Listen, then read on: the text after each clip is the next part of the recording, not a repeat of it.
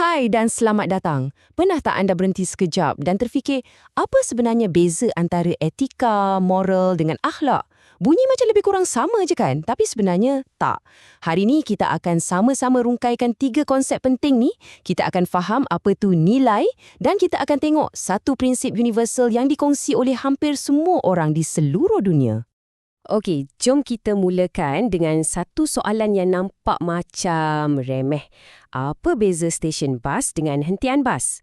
Alah, benda kecil je kan? Tapi, cuba bayangkan situasi ni. Katalah anda janji nak jumpa kawan dekat hentian bas. Tapi dalam kepala anda maksudkan stesen bas yang besar tu, yang ada terminal semua. Kawan anda pula faham hentian bas tu sebagai pondok kecil tepi jalan.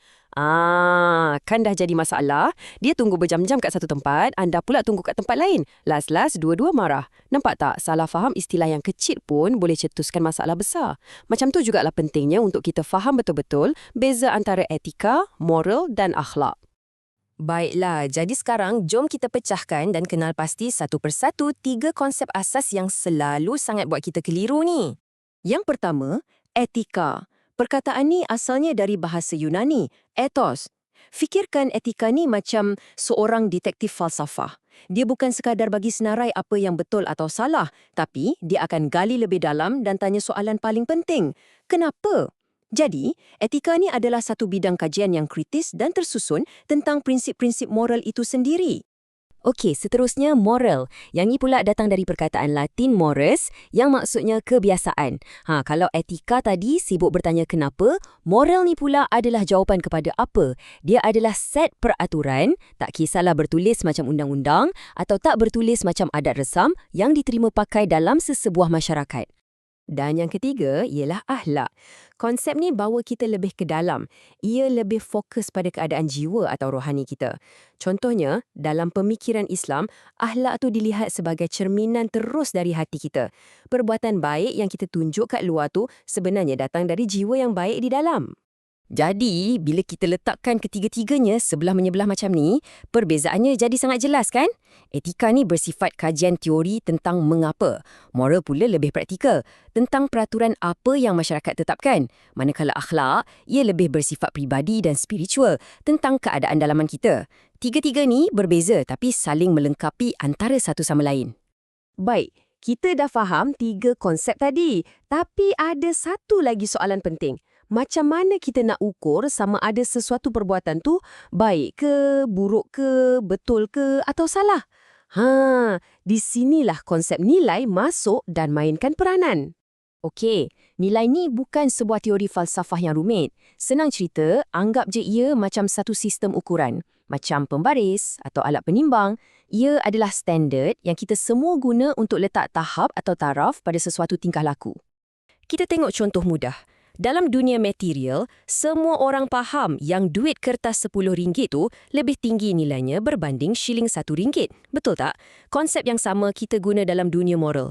Contohnya, dalam adat kita, perbuatan duduk bersila dalam satu majlis tu dianggap lebih bernilai, lebih sopan berbanding duduk mencangkung. Nampak kan?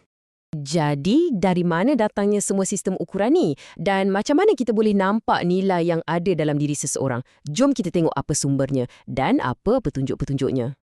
Secara umumnya, nilai yang kita pegang ni datangnya dari 3 sumber utama. Pertama, tentulah agama yang bagi kita panduan yang sangat jelas. Kedua, dari akal rasional kita sendiri, keupayaan kita untuk berfikir dan bezakan mana baik, mana buruk. Dan ketiga, datang dari pengalaman hidup. Apa yang kita dah lalui, apa yang kita nampak dan juga naluri kita. Dan nilai-nilai yang ada dalam diri kita ni bukanlah benda tersembunyi. Ia sentiasa terpancar keluar.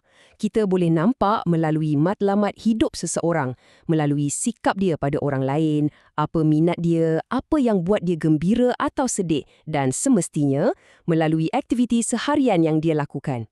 Jadi, kenapa semua ni penting sangat? Apa sebenarnya fungsi nilai ni dalam hidup kita, baik sebagai seorang individu maupun sebagai sebuah masyarakat? Nilai ni ada 5 fungsi utama yang sangat penting. Ia jadi macam standard kita untuk buat keputusan. Ia juga jadi panduan bila kita tersepit dalam dilema moral.